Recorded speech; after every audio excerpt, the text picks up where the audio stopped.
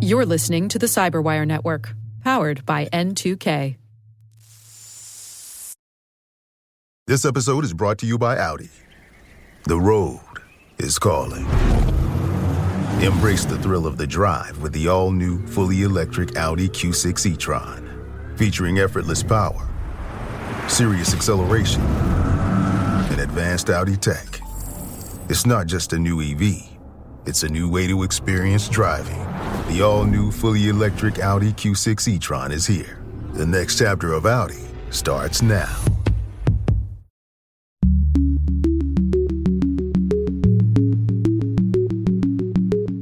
Hello, everyone, and welcome to Caveat, N2K Cyberwire's privacy, surveillance, law, and policy podcast.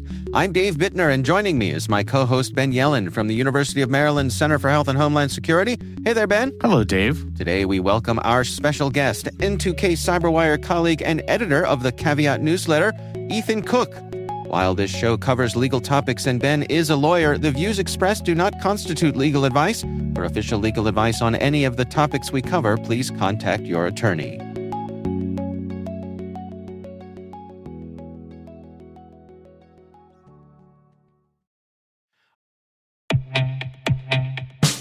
Your business needs AI solutions that are not only ambitious, but also practical and adaptable. That's where Domo's AI and data products platform comes in. With Domo, you can channel AI and data into innovative uses that deliver measurable impact. Secure AI agents connect, prepare, and automate your data workflows, helping you gain insights, receive alerts, and act with ease through guided apps tailored to your role. Data is hard. Domo is easy. Learn more at ai.domo.com. That's ai.domo.com.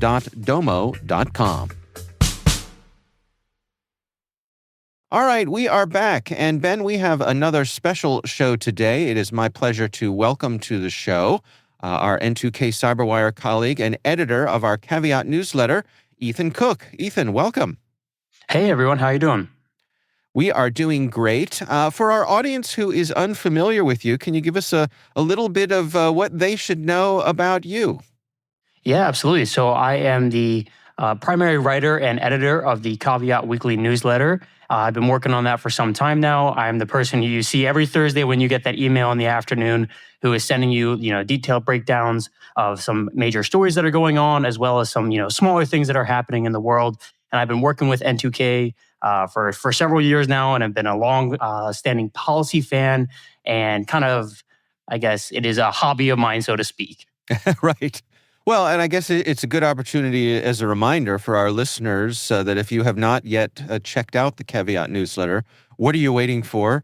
Get in there on our website and make sure that you are subscribed so you can see all the great things that Ethan puts in there every week. So, Ethan, you are going to be guiding us through today's episode with the things we're going to talk about here. So where would you like to begin?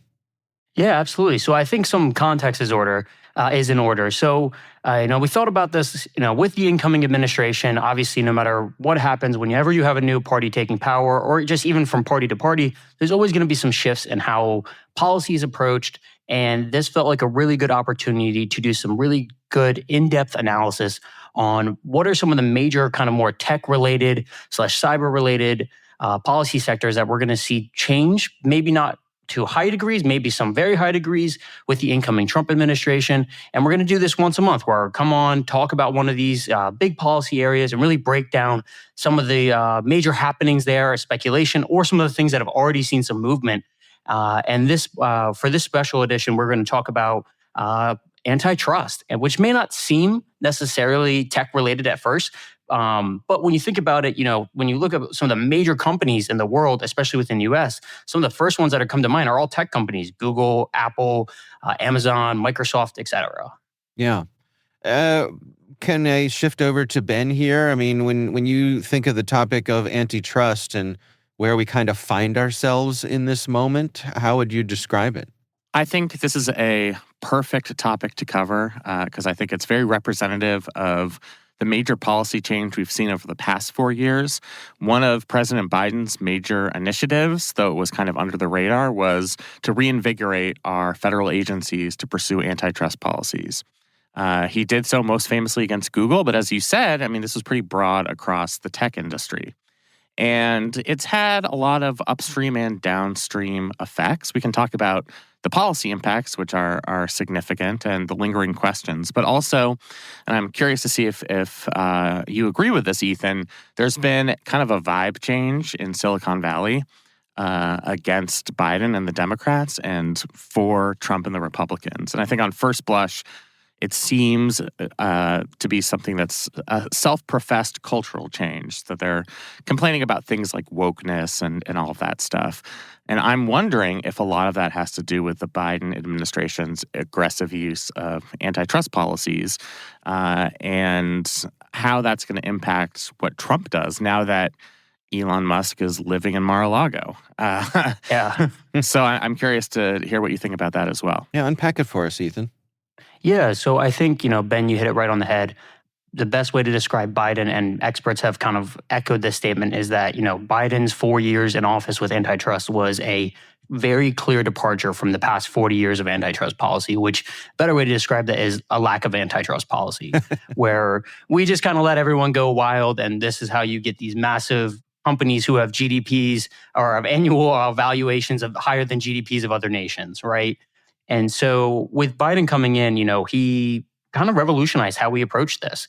He not only empowered the FTC with Lina Khan to go after it really hard, but also used the DOJ's antitrust division, led by Jonathan Cantor, to really, again, push this aggressive antitrust approach. And I think that definitely turned big tech off from the Democratic Party, and that, to the way you described it, Ben, kind of this smoothing up to the Republican Party as they begin to prepare to take power over the coming weeks. We're talking about how we're ending DEI initiatives, we're doing this, we're ending the woke or whatever it may be, ending fact-checking on Facebook, for example, as a way to, I think, signal to the Republican Party, or at least attempt to signal that, hey, we're one of you guys. There's no need to continue this super harsh regulatory environment that we've seen for the past 4 years. Yeah, one thing that's really interesting to me is there was kind of a faction of the Republican Party that had a little flirtation with antitrust policies and even some fandom of Lina Khan. One of Lina Khan's fans, a self-professed conservative, was... Oh, wait a minute. I see what you did there. That was good. It was this guy who came up with it. Was Attorney General nominee, one-time Attorney General nominee, Matt Gaetz.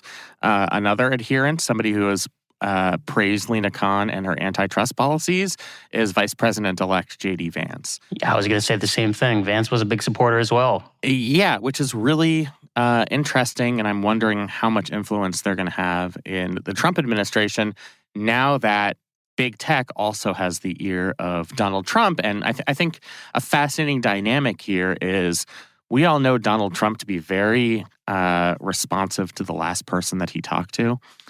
And I'm just wondering, who more has his ear? This kind of new populist wing of the Republican Party, which has been supportive of antitrust efforts, especially as it relates to big tech, or the big tech oligarchs who, it's not just Musk. I mean, as you mentioned, Zuckerberg, as we're recording this, he was down in Mar-a-Lago this weekend. I mean, everything he's done for the past few months seems to me to be trying to curry favor with the incoming Trump administration and Trump himself. So it's a fascinating dynamic in that regard. Can we talk a little bit about the history? Maybe the two of you can educate me here. I mean, my recollections of big antitrust cases, I'm old enough to remember AT&T being broken up.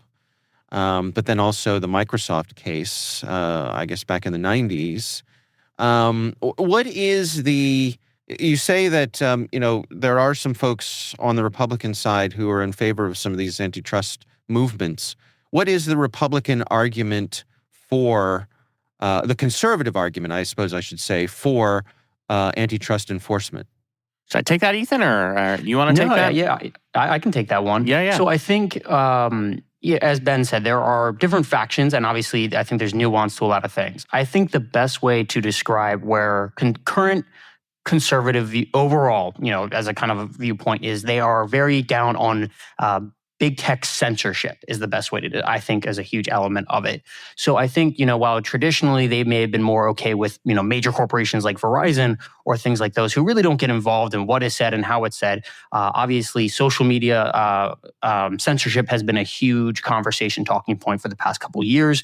And, the ability for algorithms to kind of dictate what we see and who can see it. And, we're seeing that kind of play out to some degree with the, TikTok. And there's their whole argument. It's a First Amendment defense point stand there. And there's all these kind of playing out with how social media companies legislate what can be said online and what can't be said online. And I think there's a dynamic where, and that's kind of why we're seeing Zuckerberg kind of curry favor and the fact-checking program. But I think, going kind of to that history point you were talking about, there is the past couple of years we've seen this massive step up. I mean, Ben mentioned it earlier with the Google antitrust landmark case, which, for those who don't quite remember, earlier this year, the U.S. courts ruled that Google is a monopolist. They actually called a monopolist in their ruling, and they acted as a monopoly to maintain that monopoly. And with that outcome, it was kind of seen as this light at the end of the tunnel with maybe we're going to see some of these company breakups that we haven't seen for a very long time.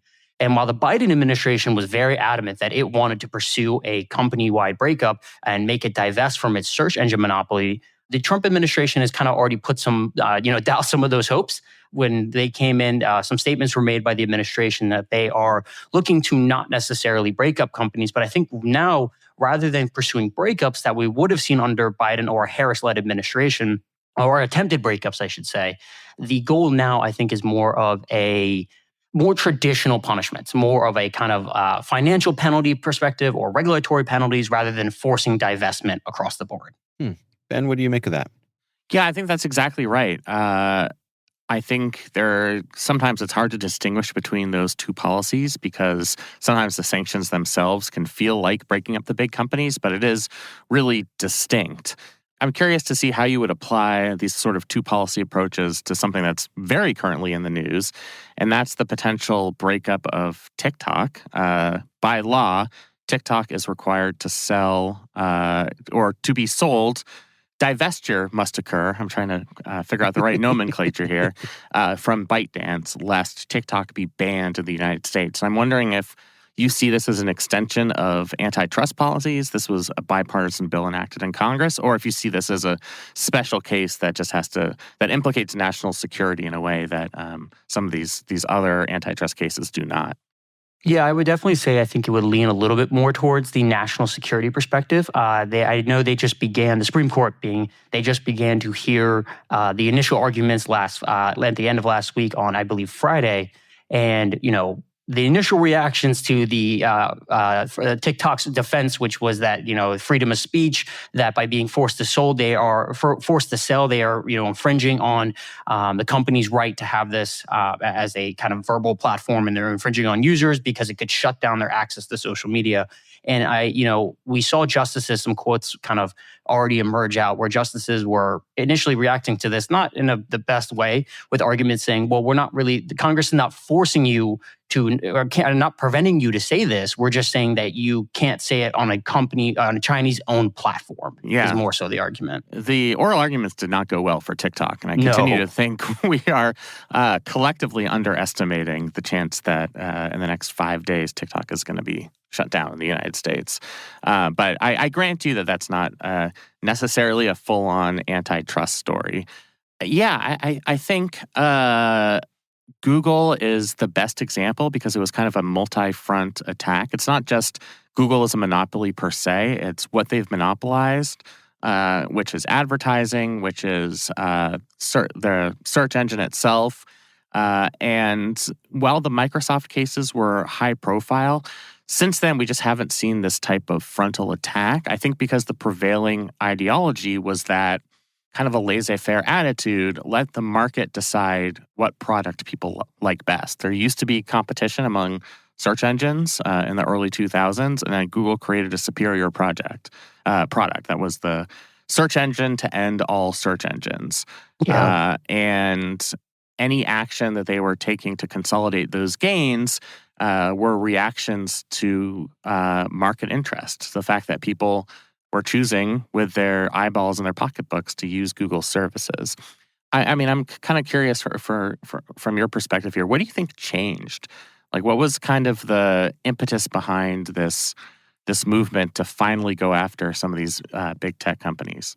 Yeah, so I think, this is kind of this interesting dynamic where, and this is going to apply to the Trump administration as well, where I think initial reactions, you look at, Trump, who's always seen as this pro-business model, right?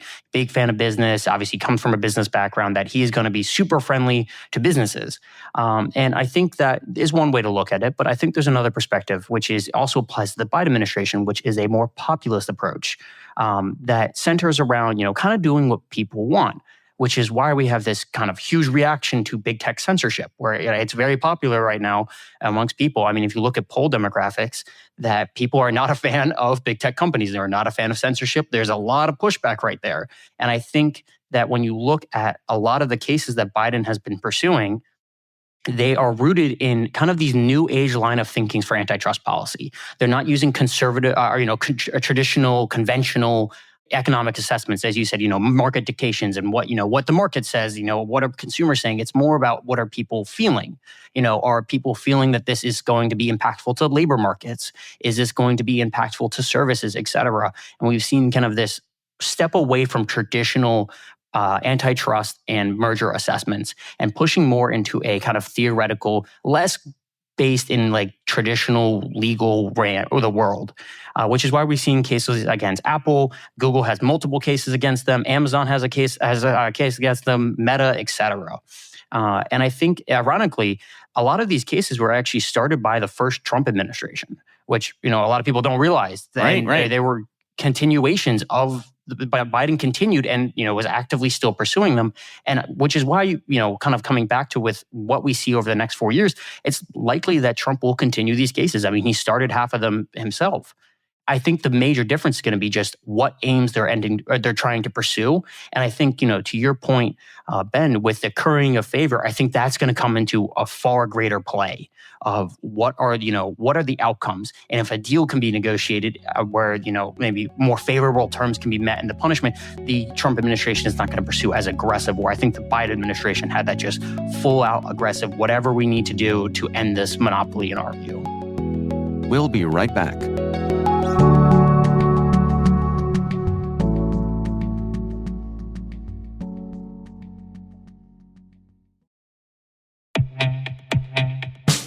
And now, a message from Black Cloak.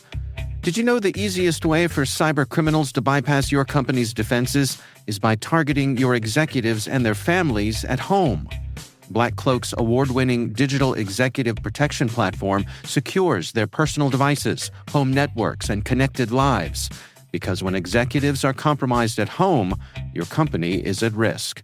In fact, over 1/3 of new members discover they've already been breached. Protect your executives and their families 24/7, 365 with Black Cloak. Learn more at blackcloak.io.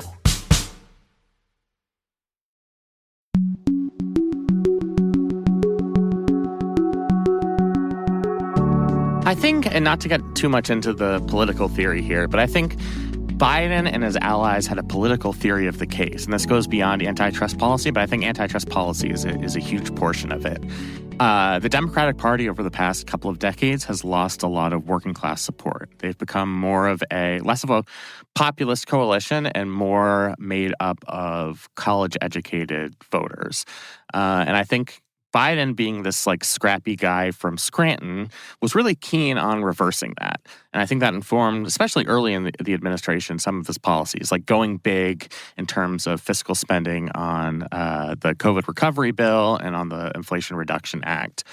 I think his political theory in pursuing aggressive antitrust policy was to win back some of this populist street cred. And he got some credit for it in some progressive quarters. There are people who are Biden fans because of Lena Khan and the actions of the DOJ and the FTC. I also think his political theory of the case kind of failed. Biden, after he dropped out of the race, we saw with Harris, Democrats actually lost ground not only with non-college white voters compared to previous election cycles, but non-college voters of all races. So I'm sort of wondering out loud, like, politically, why didn't this effort break through? Why didn't it reestablish the Democratic Party as a populist party working on behalf of consumers? Why did the political case fail? Or was it not that it failed, it was just superseded by other considerations? Yeah, I mean, that's a great question. And I know you don't want to get too much into the theory aspect of it, but I think, we can point to various aspects, whether it could be, maybe these wins weren't celebrated enough, or, to the point, maybe they came too late. The Google case, with the being ruled as a monopoly came this year. Right. So, 4 years and you get one major ruling, sure, that ruling is massive, but, maybe if this was a sustained effort over 4 years where you had, obviously court cases can take some time, but I think, it's really hard to look at one individual case and say, we've seen from an average consumer's perspective, we're seeing this massive tide change. Maybe we're starting to see this tide change, but it's maybe a little bit too late to really get those influences. I think that's a great point. I think there's a lot to that, and also, you'd expect antitrust actions to really be like felt in the gut by consumers. I always think of antitrust in the context of an industry where there's been a ton of consolidation through my lifetime. That's the airline industry. Flying used to be fun. I don't know if that's believable to you young people out there. Yeah. It is not for me. Yeah. People used to dress up to get on airplanes. Seats were more comfortable. Right. Everybody got a meal. Now, flights, in some circumstances, were more expensive in relative terms back then, and so perhaps we have improved affordability in some contexts. But a lot of why flying sucks is because there's just no competition anymore. There used to be, when the airline industry was deregulated, I mean, we had a lot of players in the field, and now we have a couple of low-cost carriers, but really, like, we have 3 or 4 major domestic carriers. And I think people kind of instinctively understand that when that happened, things got worse for the consumer. We started having to pay, because all of the 4 companies were doing it, now everybody had to pay for checked baggage. And I'm wondering, like, what did the average person either get out of this antitrust frontal attack on big tech companies, or would they have gotten had these cases come out sooner? And would it have been something that was noticeable to the average consumer? Yeah, I think, with Google's search engine, I don't know if that would have had the impacts, so to speak, for the average consumer to really process. But I think, let's, take another one of their major cases that the Biden administration was pursuing, that the Trump administration will likely take up, which is the case against Apple, which in that case, they are arguing that, Apple has intentionally made it more difficult for the average consumer to get off their software and hardware solutions, by kind of trapping them in this cycle. That's, the DOJ is alleging that. And I think because of that, but if you talk to someone who doesn't really know tech or any of these things, they think Apple is a fantastic product. Right. And it's this almost disconnect where, they see that as, why are you going after Apple? Apple gives this great product. Everything's, works together. I don't have to, send things. I can respond to text on my computer. I have my Apple Watch, et cetera. All these various products that all work together very, very simply and very easily. And the DOJ is coming out and saying, yeah, that all those things that you think are really great are actually really bad. And I think that makes it really hard for consumers to understand. And, maybe to that point, see this as a win that we're pursuing these cases for antitrust. Yeah, I think that's right on. And I think that's why, like, 100 years from now, when you give a 3-sentence summary of the Joe Biden administration, I just don't think, despite the fact that he was the most aggressive antitrust president, at least of the 21st century, possibly since FDR, I think it kind of didn't permeate the way he expected it to, for some of the reasons that we've talked about. And I think that's a huge part of the story here, because that can help inform how Trump sees it. I mean, Trump is a populist. He's also somebody who prefers to be liked. He is very much in tune with the views of his own base. And he has very good political instincts. And I'm wondering if Trump saw this Biden experience over the past 4 years with aggressive antitrust actions that failed to accrue political benefits for him. And if it's giving Trump potential second thoughts. And I don't know that that's the case. It's just something to kind of throw out there. Yeah, no, I think that's something that's going to absolutely influence the next 4 years. I think another kind of to pivot the conversation a little bit, I think another huge aspect that will come up, aside from just raw, kind of going in cases, kind of more traditional antitrust assessments, I think we're also going to see kind of a pullback in how we approach mergers and acquisitions across the country. Under Biden, we saw that was another way they attacked antitrust policy. Rather than going after companies who were already too large in their view, we also saw them say, okay, we're also going to prevent companies from getting too large by blocking acquisitions that would have normally been allowed previously, by being more increasing the barriers to get in, right, by requiring more documentation, et cetera. Biggest example of this, just to go quickly, sorry to interrupt, to go back to the airline industry, was the rejection of the Spirit Airlines and JetBlue merger, which I don't think we would have seen 10 years ago. No, I would 100% agree. And I think that this change of ideology, not just going after companies that are too large, but preventing them from getting too large, was another huge aspect that I think did not get a lot of traction across people. And if anything, I kind of went under the radar. And I would argue that those 2023 merger guidelines were probably one of Biden's most, not including congressional actions and getting something passed through, going through Congress, one of his largest wins from a policy perspective for his administration, in terms of putting things out, a comprehensive document that had wide sweeping impacts, not just shutting down deals, but kind of reshaping how we think about these things. And I think that because it was kind of flew so under the radar and only really serviced in, at least from what I could find and look into, was kind of just pissed off big business. Right. And I think that we're going to see those guidelines probably go back to what they used to be under, which was the previous 2014 version, which were, to your point, far more friendly and probably would have allowed some of these mergers that would have occurred, that tried to occur under Biden, to occur under the next administration. In your heart of hearts, do you think that Jeff Bezos and Mark Zuckerberg and Elon Musk truly believe in their hearts that they should support Trump because he's less woke? He's not in favor of the so-called woke mind virus. Is it really about these cultural issues, or do you think that's a fig leaf for their opposition to the Democratic policies on mergers and acquisitions and antitrust? I don't have a good answer to this question. I'm wondering what yours is. Yeah, I would say I don't know for Elon, because Elon's kind of is on his own world. Yeah. Because I think him buying Twitter, now X, he's made no money off that. If anything, probably lost money just on how much they did. So that wasn't clearly an economic move. That was something that was motivated by personal reasons. And if you dive into his personal views and things that he said that aren't necessarily as publicly mainstream, he seems to echo some of these mindsets. And I think that for him, this may be genuinely a personal motivation, something he personally believes in, or he feels that he should go after. Yeah, he seems really red-pilled, as they say. Yes. He actually believes in this stuff. Yeah.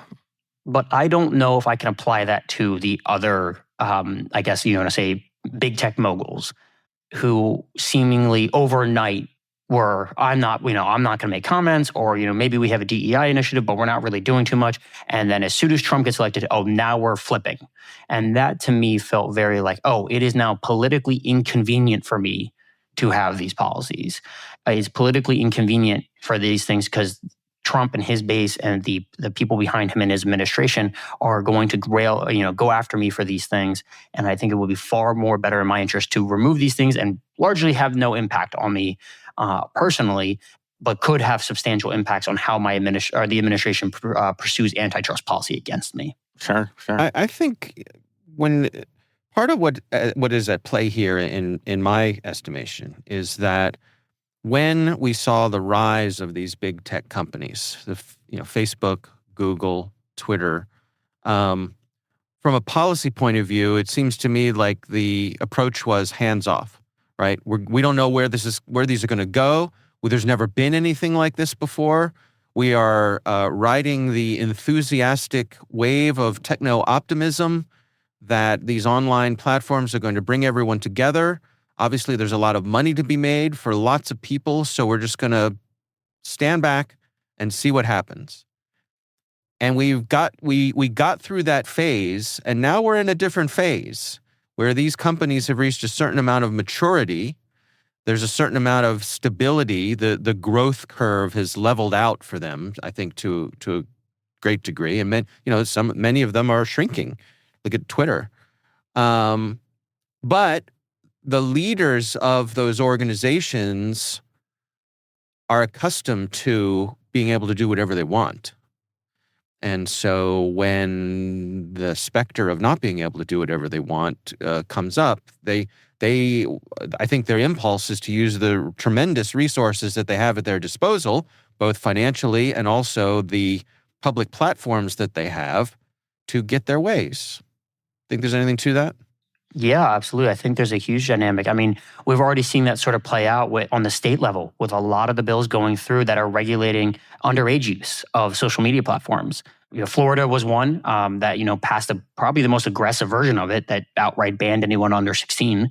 And you've seen them across the U.S. There's been many states who have been kind of pushing for this more aggressive narrative, and it's been attempted also at the federal level with COPA or with COSA. And we've seen this kind of push where I think they are, that's obviously a huge revenue hit for these companies to have, portions of their user base outright taken off, or to put in, or even let's say they can keep them, to put in a bunch of age verification systems that weren't previously there. Those are, shifts, new application design, et cetera. And I think that those shifts and dynamics do cost them a lot of money. And there is this attempt to kind of reduce the hostility that a lot of America is feeling against these companies that feel, hey, my data is being taken, my children are being exploited, for an algorithm to get more views, et cetera. And that's part of what also, to circle the back conversation a little bit against TikTok, where there's this element of, in that case, China is exploiting, our young base and with algorithms and all these things on top of the other national security concerns. And I think for these companies and these leaders of these companies, they see this as, we need to course correct because we need to continue the past 20 years of dominance that we have had. And this is a genuine threat that could, if left untouched, could have significant impacts over the next 10 years. It's so funny because some of it seems to me to be kind of situation specific. Like there was a lot of conservative complaining about big tech oligarchs having way too much control, and Twitter is the new public square and we have to be extremely sensitive about taking down content. And now that some of their guys are in ownership positions at these companies, the views seem to have changed. Anyway, that's just my personal opinion. But that's the way the winds blow, right? It is. It's just, that's the way of things. It is. I'm curious also, is there a mismatch between the cadence of our political cycles and how long it takes for an antitrust case to make its way through the system? Yeah, I would totally agree with that. And I think Ben mentioned earlier, obviously cases can take a little while to get through. And arbitrary 4 years cases can go on for way longer. I mean, as we're seeing, Trump started some of these initial cases in his first administration back in 2019 and 2020. We're in 2025 now, and some of them still haven't even hit sentencing. Right. So, and we don't even know when they're hitting sentencing. And that, I think, is a dynamic that really makes it hard to consistently go after cases. It's easy over 8 years, not easy, I should say, but it's more streamlined over 8 years because if they're, same president can hold that victory, same things. But when you're getting these every 4 year shifts, I think that makes it really hard to pursue cases consistently. Yeah.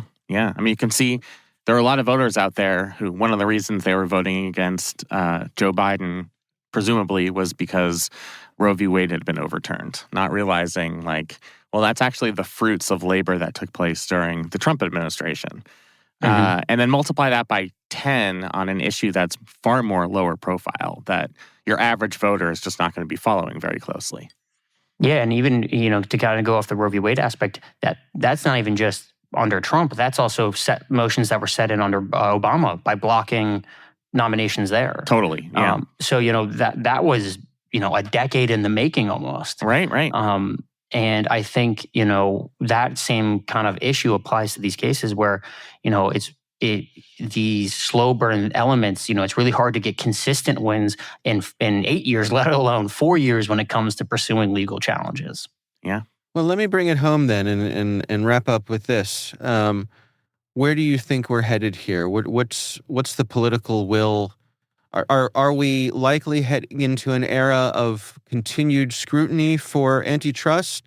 Do we expect that it's going to fall to the wayside? Where do we think we stand here?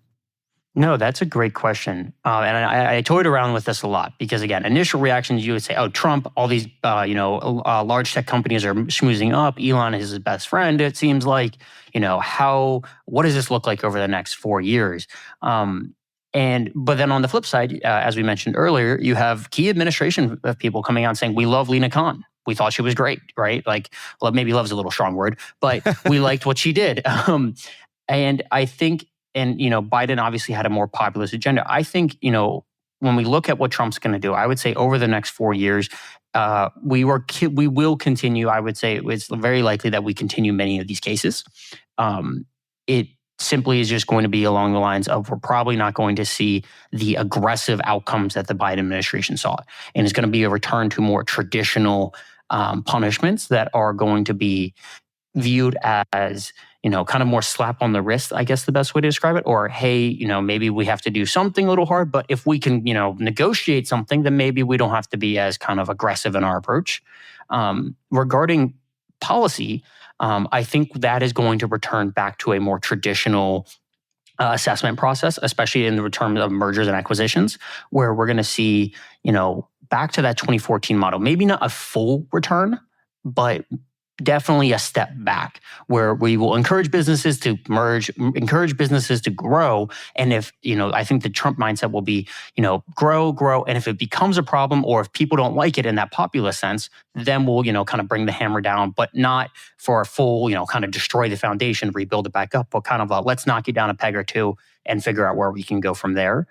So I think we're going to find a middle ground, and I know that may not be as, fascinating or as kind of catchy as we would hope, as it's going to be complete continuation, or as disheartening as it's going to be a complete return to what it used to be. But I think it's going to kind of find that middle ground where it's going to be very case dependent, and there's big wins will still be celebrated because that's a great way to galvanize the base, and galvanize support for especially hot topic issues. But on the back end, a lot of the smaller things that people don't really pay attention to as much are going to continue to be as they were probably back in 2014, et cetera.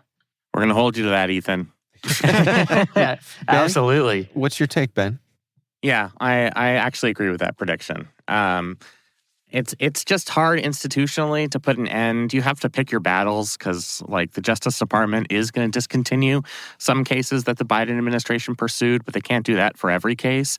And I think the fact that there are adherents to more of an antitrust worldview within Trump's inner circle, first and foremost, including the incoming vice president, I think that does mean that this is not going to be like a Romney-Ryan administration of economic libertarianism and ignoring the antitrust policies that we've seen over the past several years. So I do think they're going to continue them. I think the effect of some of these friendships with big tech will have an effect on the margins, and I think would stop some of the most aggressive antitrust actions that we could have seen. But I think your predictions are right on. All right, well, let's leave it there, gentlemen. Good conversation. Very much appreciate you joining us here, Ethan. Once again, Ethan Cook is our N2K CyberWire colleague and editor of the Caveat newsletter. And if you have not yet subscribed to the Caveat newsletter, please do so right away.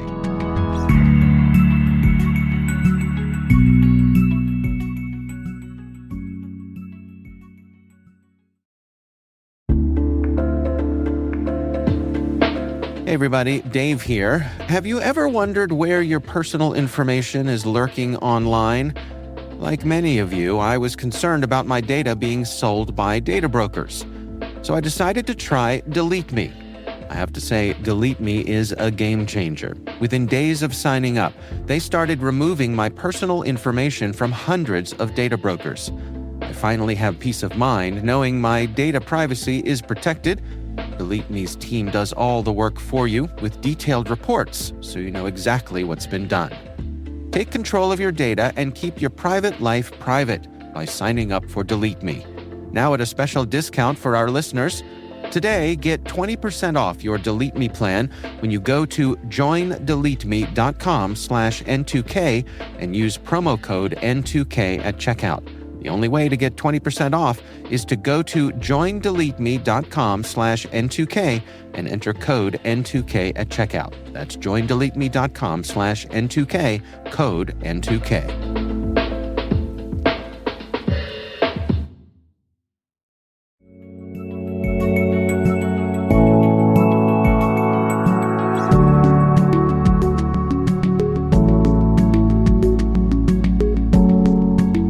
That is our show, brought to you by N2K Cyberwire.